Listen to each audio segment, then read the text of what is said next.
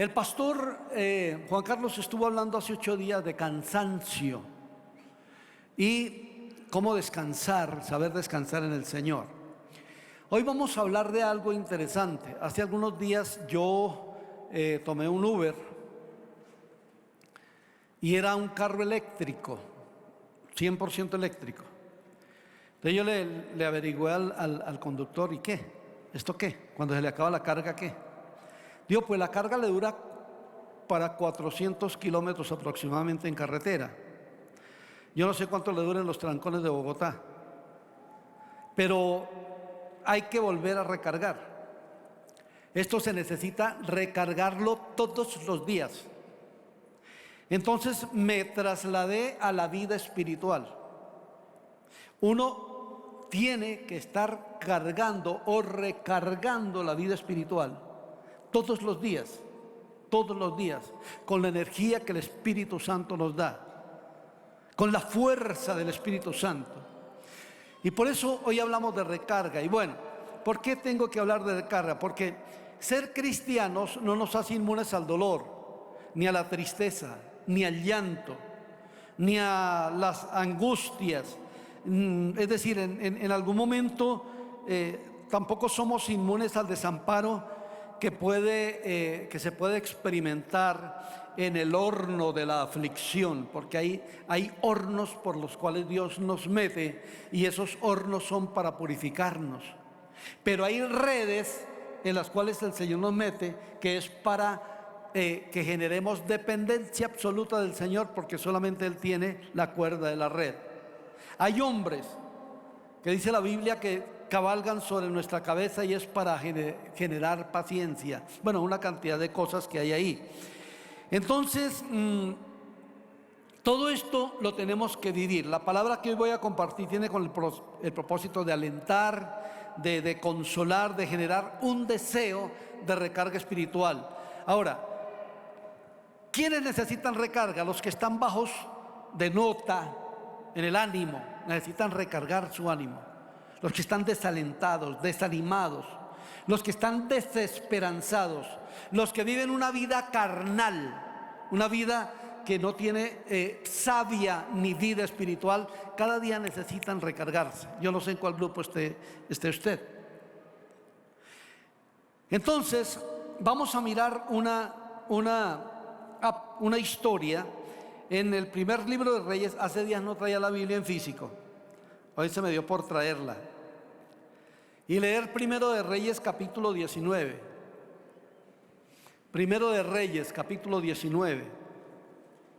Es una historia que ustedes conocen, la citó el pastor Juan Carlos Parra hace 8 días, de una situación que sufrió un profeta, gran profeta de Dios, poderoso profeta de Dios, llamado Elías.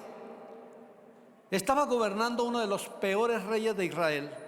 Y la verdad es que no gobernaba el rey, gobernaba la reina.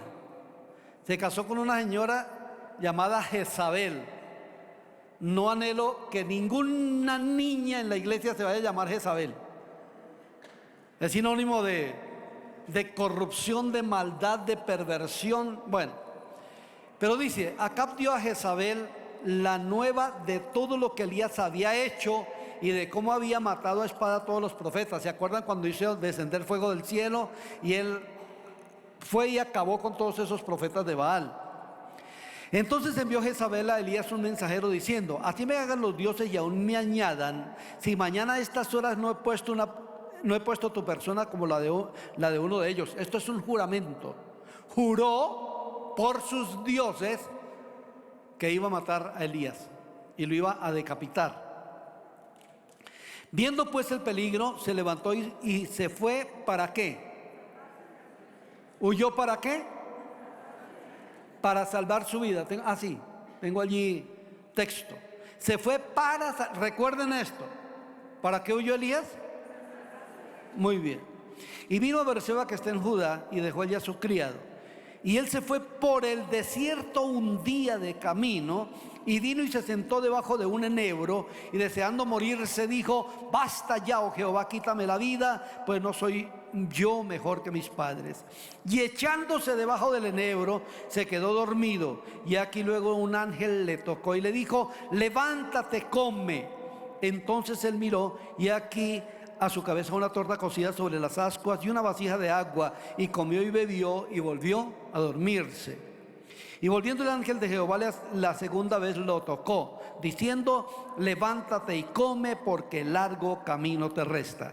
Se levantó pues y comió y bebió, y fortalecido con aquella comida caminó 40 días y 40 noches hasta Horeb, el monte de Dios. Oye, bueno fuera que hubiera esa comida, ¿no? Que cada 40 días uno merque y que cada 40 días cocine. Las damas estarían dichosas de cocinar cada 40 días. Y que le haga efecto a uno 40 días. ¿Cuánto se ahorraría, no? 40 días y 40 noches caminó el hombre. Muy bien. Y allí, en versículo 9, y allí se metió en una cueva donde pasó la noche, y vino a él palabra de Jehová, el cual le dijo: ¿qué haces aquí, Elías? Él respondió: he sentido un vivo celo por Jehová, Dios de los ejércitos, porque los hijos de Israel han dejado tu pacto, han derribado tus altares y han matado a espada a tus profetas, y solo yo he quedado y me buscan para quitarme la vida. Ojo, aquí él está, cuando el ángel le pregunta, está diciendo algo que no es. ¿Por qué estaba allá? Él no dijo: estoy aquí. Él está diciendo: estoy aquí por el celo que siento contra la idolatría y la hechicería, y me vine aquí a ver qué me resulta. No estaba allí por eso, estaba porque Jezabel lo estaba persiguiendo, o porque le había dicho que lo iba a matar. Pero bueno, sigue acá el versículo 11. Versículo 11. Él dijo: sal fuera y ponte en el monte delante de Jehová. Y aquí Jehová que pasaba, y un grande y poderoso viento rompía los montes y quebraba las peñas delante de Jehová, pero Jehová no estaba en el viento. Y tras el viento un terremoto, pero Jehová no estaba en el terremoto. Y tras el terremoto un fuego, pero Jehová no estaba en el fuego. Y tras el fuego un silbo apacible y delicado. Y cuando lo oyó Elías, cubrió su rostro con su manto y salió y se puso a la puerta de la cueva. Y aquí vino a él una voz diciendo: ¿qué haces aquí, Elías? Él respondió otra vez lo mismo: he sentido un vivo celo por Jehová, Dios de los ejércitos, porque los hijos de Israel han dejado tu pacto, han derribado tus altares y han matado a espada a tus profetas, y solo yo he quedado y me buscan para quitarme la vida. Y le dijo Jehová: vuélvete por tu camino, por el desierto de Damasco, y llegarás y ungirás a Hazael por rey de Siria, a Jehú hijo de Nimsi ungirás por rey sobre Israel, y a Eliseo hijo de Safat de Abel-Meola ungirás para que seas profeta en tu lugar. Y el que escapare de la espada de Hazael, Jehú lo matará, y el que escapare de la espada de Jehú, Eliseo lo matará. Y yo haré que queden en Israel 7,000 cuyas rodillas no se doblaron ante Baal y cuyas bocas no le besaron. Comencemos diciendo que los fuertes también se descargan. Los fuertes también se desaniman. Los fuertes también sufren crisis de desaliento, de desánimo y de todo esto, crisis de fe. Entonces no hay persona inmune al desánimo, no hay persona inmune al desaliento, al cansancio o al debilitamiento. El desánimo en algunos momentos es un sentimiento que paraliza la acción de la persona. ¿Y para dónde voy? ¿Y para dónde cojo? Estoy aquí, no sé qué hacer. Estoy tan desanimado. Algunos desanimados se van a beber. Algunos desanimados en realidad entran en una crisis impresionante, porque también es la pérdida completa o la ausencia de esperanza. Por eso a un desanimado se le puede decir desesperanzado. Se sufre un bloqueo que impide que actuemos según los principios de Dios que Él ha establecido para sus hijos. En muchas ocasiones el desánimo bloquea. Entonces encontramos a un David, escuchen bien esto, porque encontramos a un David, el vencedor de gigantes, el que venció a Goliat cuando era un niño, el que derrotó a los filisteos, el que derrotó a los moabitas y a los amonitas, ahorita lo encontramos viviendo una situación de persecución por parte de su hijo Absalón, que se rebeló y quiso usurpar el trono y persigue a su papá para matarlo. Y él escribe el Salmo 55 en ese contexto emocional que estaba viviendo. Y dice el Salmo 55, 4 al 8: mi corazón está dolorido dentro de mí. Padres, ¿algún padre no siente herida cuando su propio hijo lo maldice y lo busca para matarlo? Y dice: mi corazón está dolorido dentro de mí, y terrores de muerte sobre mí han caído, porque su hijo lo buscaba para matarlo. ¿Cómo así que terror de muerte? ¿No tuvo miedo cuando estaba Goliat al frente? Ahora tiene terror de muerte por su propio hijo. No le huyó a ejércitos, no le huyó a valientes, no le huyó a nadie, pero ahora le huye a su hijo. Le huye a su hijo y se encuentra en una encrucijada impresionante. Mire lo que dice en el versículo 6: y dije, ¿quién me diese alas como de paloma? Volaría yo y descansaría. Ciertamente huiría lejos, moraría en el desierto. En otras palabras, me quiero largar y tirar todo. Si yo tuviera alas, qué bonito. Y algunos en muchas ocasiones quieren tener alas para volar y salir del contexto emocional en el que se encuentran y decir: tiro todo, me voy a un desierto, allá quiero estar solo. Y eso es lo que dice el vencedor de gigantes. Luego encontramos a un Jeremías deseando una casa en el desierto también. Jeremías 9:2 dice: oh, ¿quién me diese en el desierto un albergue de caminantes? Ojo, porque están pidiendo cosas que puede traer más conflictos. O sea, ¿cómo así? Hombre, diga, al menos quiero estar en una montaña donde vea paisajes preciosos, pero no quiero perderme en el desierto. En otras palabras, ¿quién me diera que tuviese una casa en el desierto? Por Dios, ¿para qué pedir una casa en el desierto si los desiertos agudizan los problemas? Pero él dice así: ¿quién me diese en el desierto un albergue de caminantes, para que dejase a mi pueblo y de ellos me apartase? Porque todos ellos son adúlteros, congregación de prevaricadores. Lo tenía cansado el pueblo de Israel con su pecado y quería huir. Eso también trae desánimo en el ministerio, ¿sí? Luego dice, vemos al Moisés que enfrentó a Faraón con valentía, que enfrentó las 10 plagas, que enfrentó todo esto. Un Moisés abrumado por el comportamiento del pueblo que había sacado de Egipto. Y Números 11 al 15 dice: y dijo Moisés a Jehová: ¿por qué has hecho mal a tu siervo? ¿Y por qué no he hallado gracia en tus ojos, que has puesto la carga de todo este pueblo sobre mí? Wow. ¿Concedí yo a este pueblo? ¿Lo engendré yo para que me digas: llévalo en tu seno, como lleva la que cría al que mama, a la tierra de la cual juraste a sus padres? ¿De dónde conseguiré yo carne para dar a todo este pueblo? Porque lloran a mí diciendo: danos carne que comamos. ¿No puedo yo solo soportar a todo este pueblo, que me es pesado en demasía? Y si así lo haces tú conmigo, yo te ruego que me des muerte, si he hallado gracia en tus ojos, y que yo no vea mi mal. Wow, otro grande diciendo: yo me quiero morir. Me quiero morir. Es tan difícil la situación que estoy llevando con este pueblo, pecado tras pecado, ofensa tras ofensa. Me quiero morir, Señor. O me das, o me solucionan el asunto, o mátame, Señor.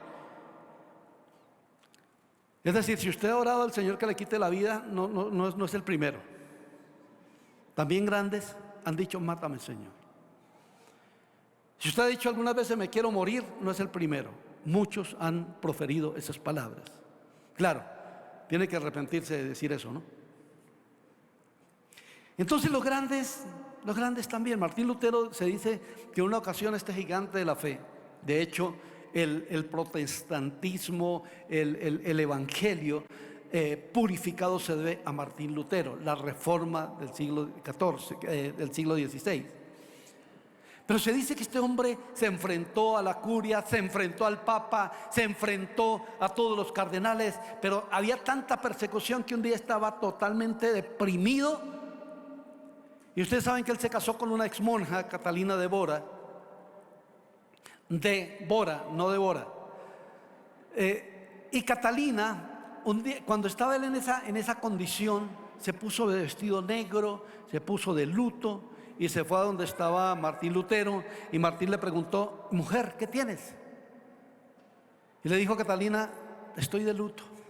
¿Qué? ¿Pero quién se murió? Dijo: se murió Dios. ¿Qué? ¿Cómo así que se murió Dios? Sí, porque yo lo que veo en ti es que para ti se murió Dios, que no te puede sacar de donde está. Entonces él inmediatamente reaccionó, ¿no? La ilustración de su esposa fue muy chocante para él, diciéndole: se murió Dios, porque tú creo que ya no confías en Dios porque tienes un Dios muerto. Eso le dijo, no, lo sacó de allá de la depresión. Pero los grandes hermanos también se bajonan, también se desaniman, o nos desanimamos, si es que se puede llamar grandes, ¿no? Entonces, a todos nosotros, los líderes cristianos, en algún momento las personas lo consideran a uno, aquí en el púlpito, un gigante de la fe que puede con todo.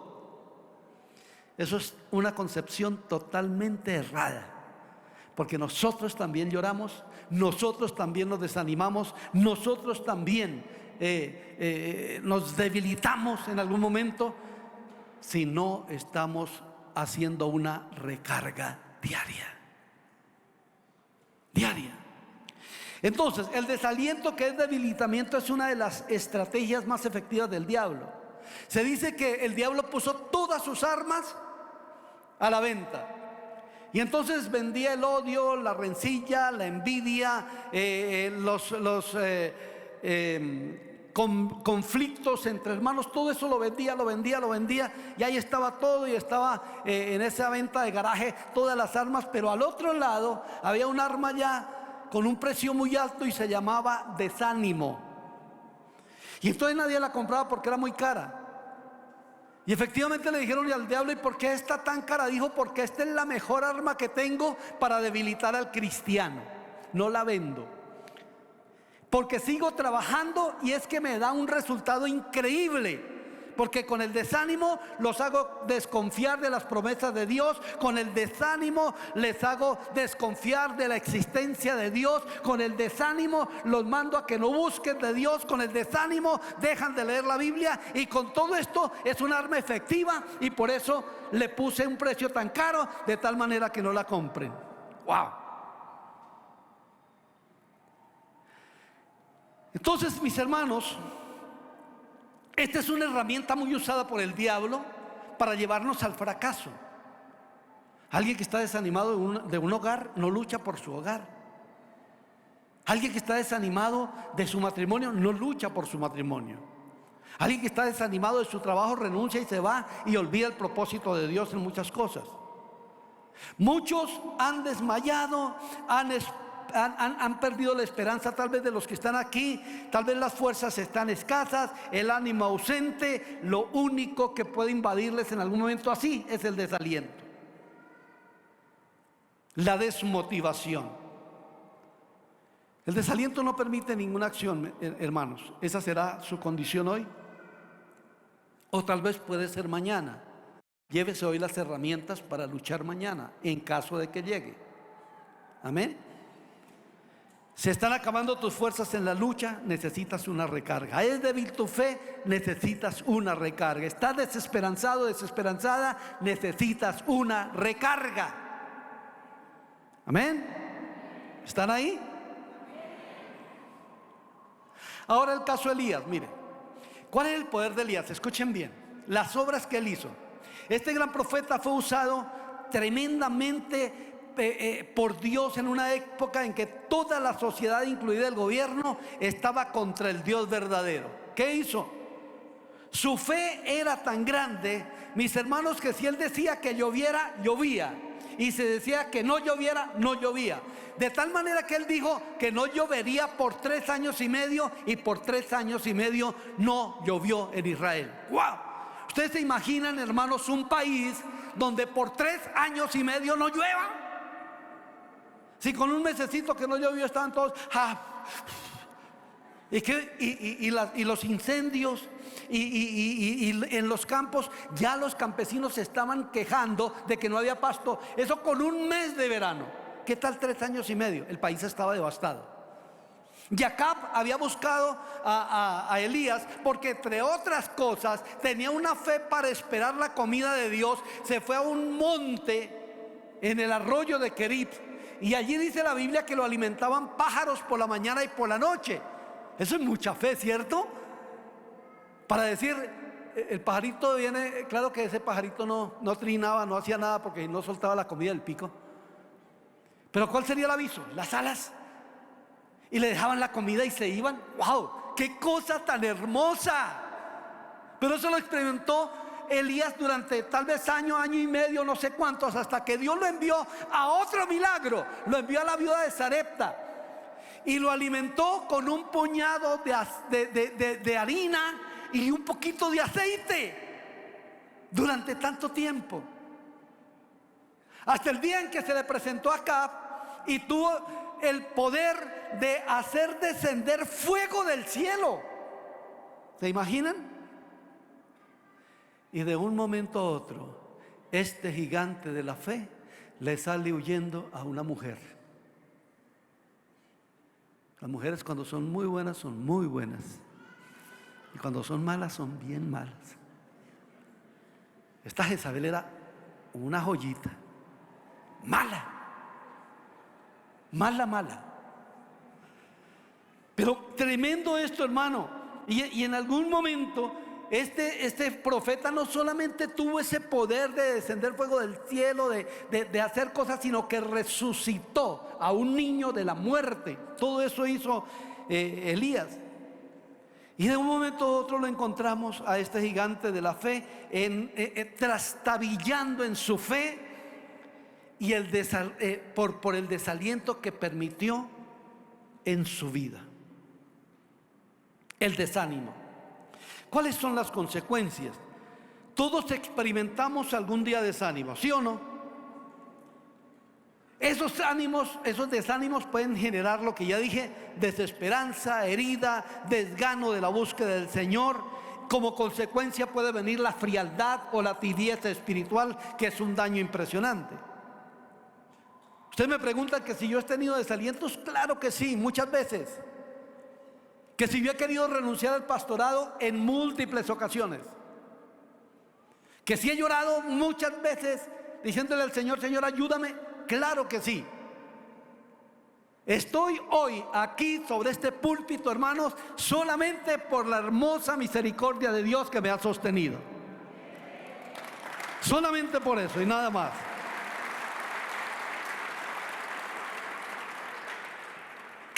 ¿A qué nos puede llevar el desánimo o el desaliento o la desesperanza? A sacarnos del propósito de Dios.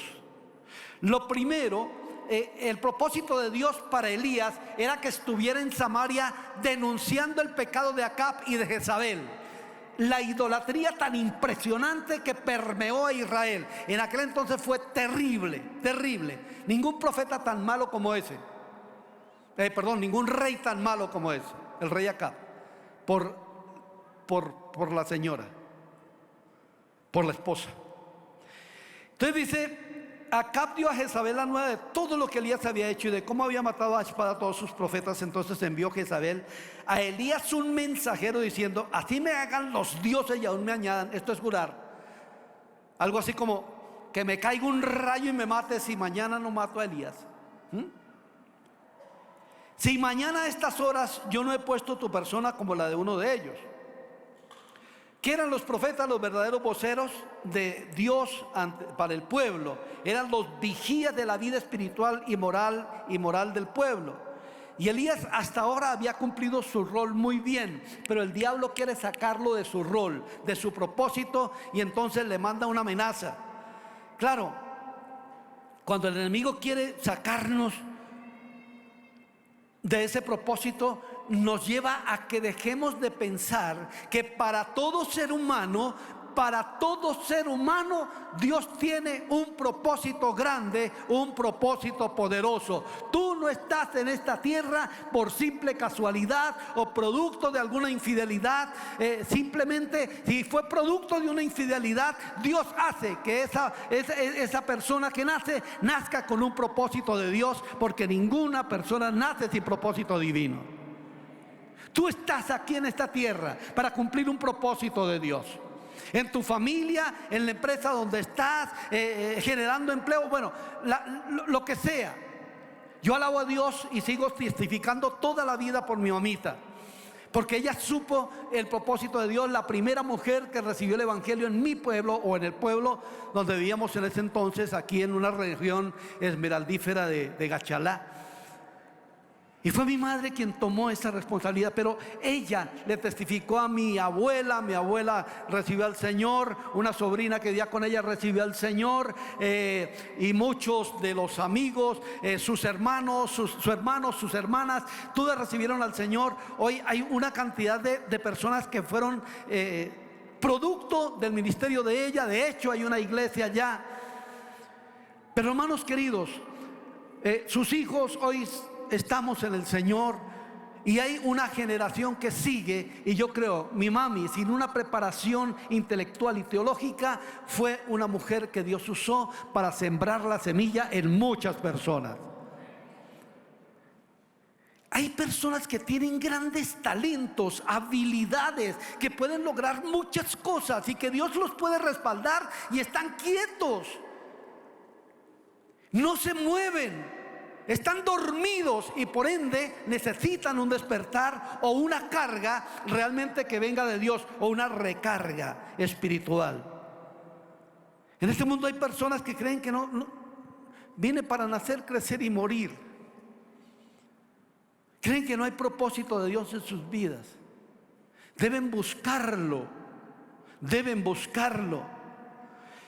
Entonces lo que sucedió con Elías es que la mujer logró hacerlo huir y ir a un desierto, y logró sacarlo de Samaria para que no siguiera profetizando, para que no siguiera en su ministerio. Y eso era sacarlo del propósito de Dios.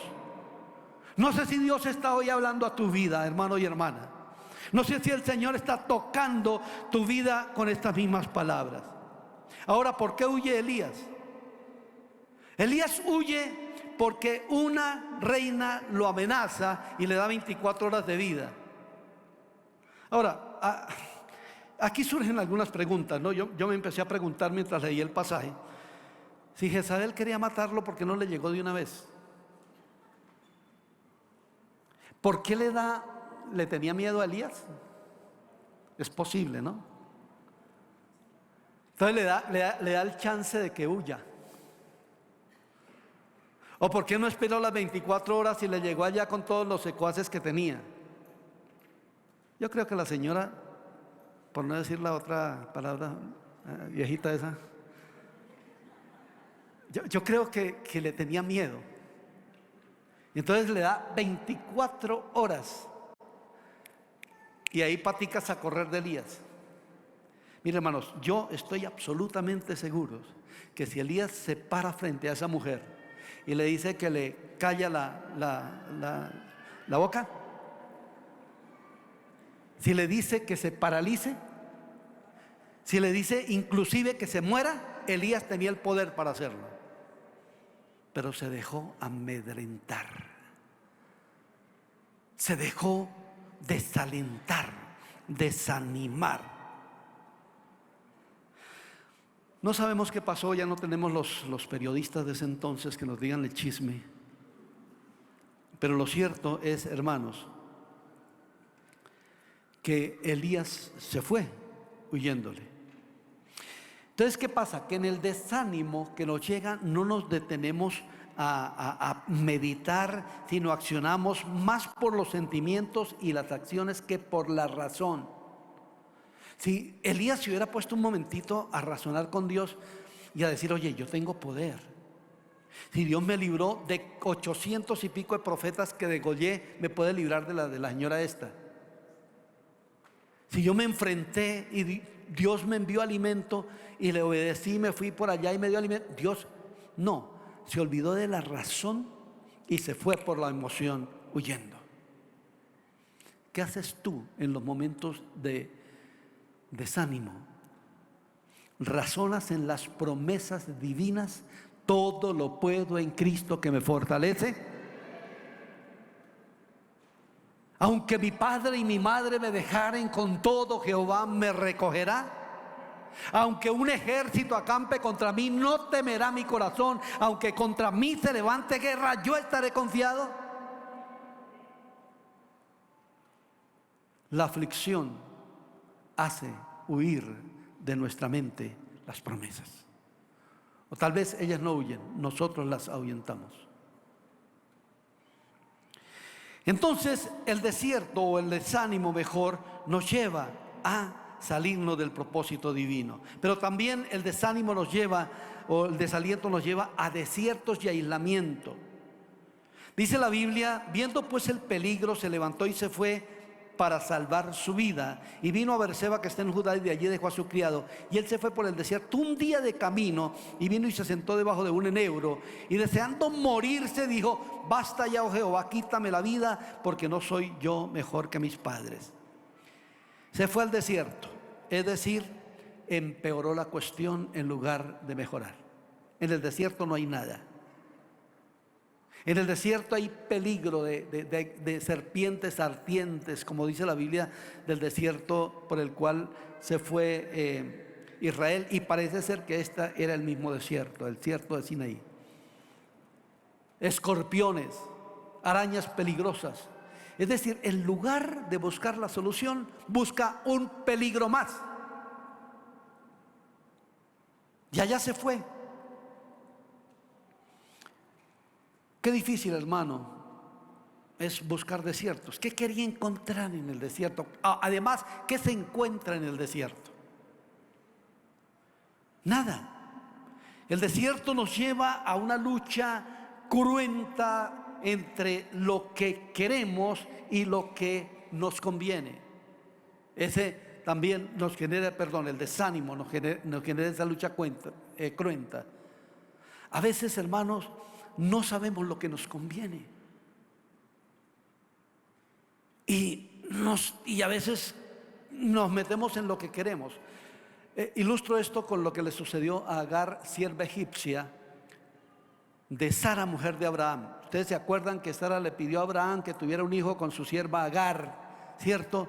Y ella quedó embarazada, y cuando estuvo embarazada dice que miraba con desprecio a su señora. ¿Por qué? Porque estar embarazada era un orgullo, mientras que para la estéril era una vergüenza. Entonces yo creo que pasaba por allá Agar y le decía a la patrona: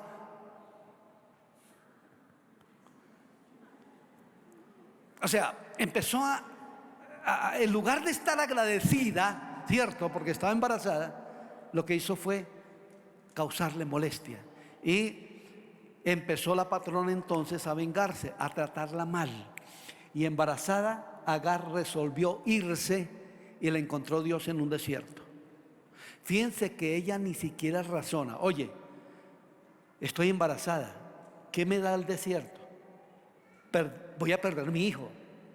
¿O con qué fuerzas voy a atravesar un desierto de 1000 kilómetros para ir a Egipto? ¿Qué voy a comer? ¿Qué recursos tengo? Todo eso no permite el desánimo o el desaliento pensar. Entonces hace lo que quiere. Lo que quiere es escapar de lo duro, pero en el escapar encuentra algo peor de eso. Y así hay muchas personas. Quieren huir, buscan el mundo, buscan el licor, buscan el vicio, buscan malas compañías, buscan la frialdad espiritual, y es peor la situación, peor la situación. Agar hizo lo que quería, pero no lo que le convenía. La encuentra y le dice: Agar, ¿qué haces aquí? ¿Y para dónde vas? ¿De dónde vienes y para dónde vas? Ustedes leen la historia ahí en Génesis 16. ¿De dónde vienes y para dónde vas? Ella atinó a decir: huyo de delante de Sarai, mi señora. Pero no le dijo para dónde iba. Porque a veces en los desiertos no sabemos para dónde vamos.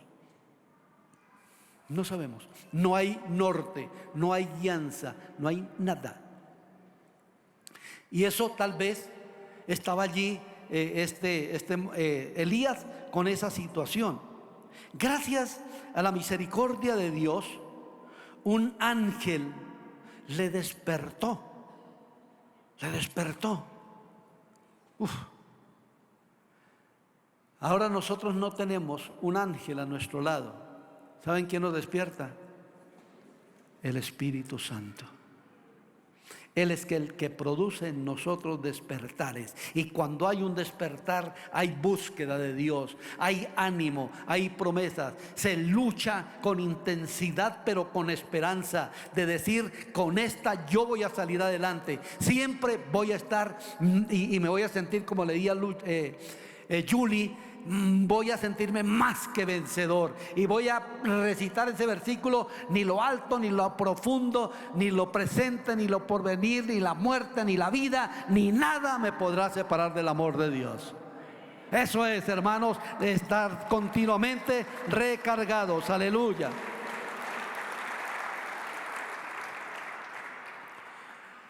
Otra cosa del desánimo, del desaliento, es que nos lleva a perder la perspectiva de lo que queremos. ¿Sí? Dice la Biblia en el versículo 4: y él se fue por el desierto un día de camino, y vino y se sentó debajo de un enebro. ¿Y qué dice? ¿Qué dice? Deseando morirse, dijo: basta ya, oh Jehová, quítame la vida, pues no soy yo mejor que mis padres. Pregunta: ¿para qué huyó Elías? Para salvar su vida. ¿Se quería morir? O sea, mire, aquí está la paradoja. Él sale para salvar su vida, y allá en el desierto le dice a Dios que se quiere morir. ¿Se quiere morir o no se quiere morir? Si se quería morir, pues espere a Jezabel, que ella le hace el favor.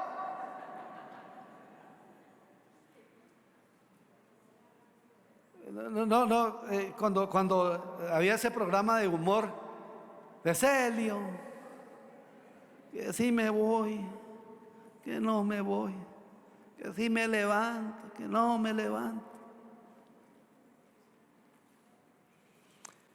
Hermanos queridos,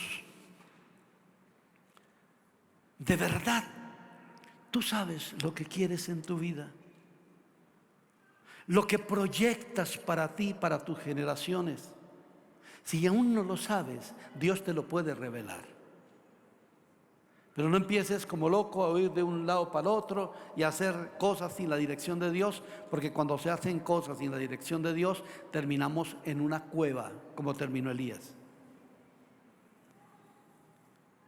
Cuando no sabemos lo que queremos, es muy fácil saberlo. Simplemente preguntarle al Padre, y por medio de su Espíritu Santo obtenemos su voz.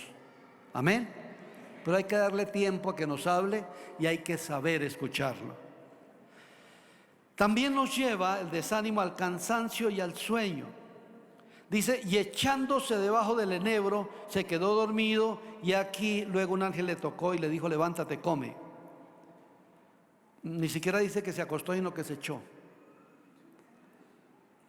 Caminó un día solo y se cansó con la comida que él había comido. Luego lo despierta un ángel, y él como que no se mosquea, ¿no? ¿Qué tal que un hombre de esos que conocía el ministerio del profeta lo encuentra en el desierto por ahí caminando? Dice: este es Elías. Está dormido. ¿Qué hago si lo despierto? De pronto como que piensa, y va y lo despierta y le dice: Elías, profeta, ¿eres tú? Sí, ¿qué? ¿Le puedo ayudar? No, déjeme aquí, quiero estar solo, no me friegue la vida, váyase. Menos mal que fue un ángel que lo despertó. El hombre de pronto por ahí sí, dijo, perdón, perdón, profeta, no le conocí a ese genio. Dijo, pues ya que me conoce, siga su camino y chao. Porque así se responde, una persona se convierte en persona irritable. Déjeme solo, diría. En este tiempo, mis hermanos queridos, quiero decirles que el Espíritu Santo todavía está activo para causar en nosotros un despertar y generar a diario una recarga en todas las cosas. Aleluya. Otra de las cosas es que podemos perder la capacidad de asombro en las cosas que Dios hace a nuestro lado. Mire que el versículo 6 dice: entonces él miró y aquí a su cabecera una torta cocida sobre las ascuas y una vasija de agua, y comió y bebió y volvió a foquearse. Un ángel lo despierta, le da comida, una torta asada en brasas, se la come y se vuelve a dormir y ni siquiera se da cuenta que es un ángel de Dios. Oye, cualquiera diría: ¿y quién me despertó? Gracias por la comida que me trajo. Decirle al ángel, al menos decirle gracias. No, pero este man simplemente comió y estaba tan mal emocionalmente y tan cansado que perdió la capacidad de asombrarse por las cosas de Dios. Mire, hermanos queridos, no es que Dios no haga obras, es que en muchas ocasiones estamos dormidos para no reconocerlas. El sueño nos hace no reconocer la obra de Dios. ¿Y Dios qué ha hecho? Pues al menos puede levantarse, tiene salud, puede caminar, tiene ropa, tiene alguna perspectiva de negocio, tiene tantas cosas por las que podemos agradecer a Dios. Pero hay gente que ni con los milagros de Dios se asombra. Ni con los milagros de Dios se asombra. Pero yo creo, hermanos, que tenemos que rescatar esa capacidad de decir: Señor, cuánto tengo que adorarte y bendecirte por lo que tengo y aún por las cosas que no tengo. Algunas personas meditan tanto en lo que no tienen que no se dan cuenta de lo que tienen. Están tan esperanzados en lograr lo que no tienen que se olvidan de dar gracias por lo que tienen. Que Dios nos ayude y tengamos nosotros que darle gloria a Él por cada hecho y por cada cosa que tenemos, no dejarnos amargar por lo que no tenemos. Si tienes vida, hermanos, con eso es suficiente para reprogramarte a lograr cosas grandes. Y no importa si está pasado los 60 o los 70 o los 80, si tiene vida, todavía hay proyectos y cosas grandes por lograr. Aleluya.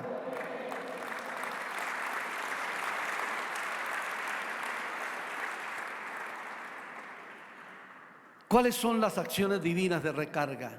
¿Qué recargó a Elías? La comida de Dios. ¿Sí? Una torta y después otra torta, 2 tortas que lo llevaron a caminar 40 días y 40 noches hasta Horeb, el monte de Dios. Mira, hermanos queridos, si tú no alimentas tu vida, no te recargas con la fuente a diario, de seguro vas a resultar como Elías o peor. Pero lo que Dios sí quiere, hermanos, es que todos los días tú comas de la palabra de Dios. Todos los días tú ores, todos los días tú alabes, que te pierdas por allá en el lugar santísimo con unas canciones que lo adoren y lo alaben, y que puedas descansar en Él y que puedas, hermano, todos los días proclamar sus promesas para tu vida y los tuyos, y todos los días pensar que te irá bien, porque la Biblia dice que le irá bien a los que temen a Dios. Les irá bien a los que temen a Dios. Les irá bien a los que temen a Dios. Entonces tenemos que alimentarnos. No hay otra carga, no hay otra recarga. No hay otra fuente. Enchúfate a la fuente del Espíritu Santo para vivir todos los días recargado. No quiere decir, hermanos, que no experimentes desánimo, sino que cuando viene el desánimo hay que buscarle con más intensidad al Señor. Y ahí es cuando vamos a encontrar ¿qué? una manifestación divina, porque esas manifestaciones divinas también recargan nuestra vida. Cuando Elías se dio cuenta, estaba en una cueva, pero allá en esa cueva hubo 3 actos tremendos. Lo primero es que vino un viento recio, pero dice, ahí no estaba el Señor en ese viento. Luego viene un terremoto, pero Jehová no estaba en el terremoto. Viene un fuego, pero Jehová no estaba en el fuego. Esas eran manifestaciones de Dios para el pueblo. El fuego y el terremoto allá en el Sinaí. Eso era impresionante. Y hermanos queridos, esas eran cosas con las cuales Dios tenía acostumbrado a su pueblo a manifestarse. Pero lo que Dios le mostró a Elías es: tengo algo nuevo para ti. No de la manera que me he manifestado, me voy a manifestar a ti. Tengo algo nuevo, y es un silbo apacible, algo delicado. Y nunca Dios había hablado por silbos. Es la primera vez que Dios le habla y se manifiesta a un hombre a través de silbos. Es que Dios puede manifestarse hasta rascándote la espalda, jugando fútbol. Yo les conté la experiencia de un pastor que estaba en una ocasión, uno de nuestros líderes estaba en Chile y estaban jugando fútbol, estaban en una ministración, y eso todo el mundo lloraba, todo el mundo ahí en el piso, y él ahí como una veleta, no recibía nada. Y él aburrido salió se fue de la ministración donde estaba y dijo: Señor, yo no recibí nada, todos recibieron menos yo. Y entonces se fue a una cancha de fútbol y miró un balón y dijo: cómo me hubiera gustado que mi papá hubiera jugado fútbol conmigo, pero un borracho que siempre me trató mal, mi papá. Y empezó a darle patadas al balón. Y cuando empezó a darle patadas al balón, empezó el balón a rebotar. Y él, en ese momento, vino la presencia de Dios a su vida y dijo: papá Dios está jugando fútbol conmigo. Y empezó a llorar, y cada que le daba una patada al balón, más lágrimas brotaban de sus ojos, y decía: papito lindo, gracias por estar aquí conmigo. Y esa fue la administración, porque Dios tiene formas extrañas, aún que no conocemos, lógicamente que tenga que ver con la Biblia, pero en las cuales Dios puede manifestarse. Dios tiene algo precioso para ti. Dios tiene alguna administración para ti, tal vez de la manera que tú nunca has esperado. Pero hoy el Señor dice: recárgate, porque tengo algo nuevo para ti. Recárgate, Dios te va a usar. Recárgate, el Señor está viniendo para decirte: yo tengo un propósito grande que cumplas en esta tierra. Y finalmente, lo que nos marca también y nos hace recargar cada día es sentir la dirección divina. Elías le dijo: vete de nuevo. Y a mí me admiran las preguntas que el Señor hace. Me admiran, porque Dios le hace 2 preguntas en una. ¿Qué haces aquí, Elías? Una pregunta de oficio y una de lugar. ¿Qué haces? De oficio. Estaba callado y el oficio era profetizar. Aquí estaba en una cueva, no en Samaria. Y él se inventa: ay no, yo estoy aquí por el celo de los profetas, yo estoy aquí. No, estaba ahí porque estaba huyendo de una vieja, de esa señora, de Jezabel. Estaba huyendo de ella, simplemente. Pero él dice: no, se volvió tan espiritual en ese momento que dijo: no, es que yo sentí un vivo celo por Jehová, y ya están apedreando a los profetas. No. Sin embargo, Dios en su misericordia le dice: mira, hay solución. Si el pueblo está tan mal, unge a Hazael como rey de Siria, y Hazael va a traer juicio a Israel. ¿Sí? Y si hay sacerdotes de Baal, unge a Jehú como rey de Israel, y Jehú fue el que acabó con el baalismo en Israel. Y si es que estás muy solo, unge a Eliseo. Y mire, 3 cosas que solucionó el Señor. Unge a Eliseo para que sea profeta en tu lugar y tengas compañía. Ay, Dios es tan lindo, Dios es tan bueno, que cuando aún estando mal Y desobedeciendo, viene su presencia, nos llena y nos recarga para seguir el camino de la vida y seguir diciendo: Señor, voy para adelante, nadie me va a detener de lograr tu propósito en esta tierra, Señor. Aleluya.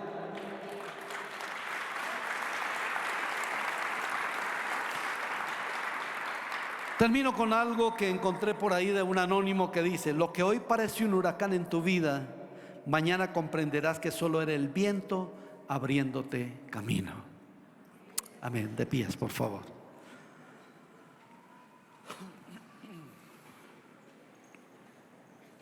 ¿Qué tienes en tu vida, mi hermano, mi hermana?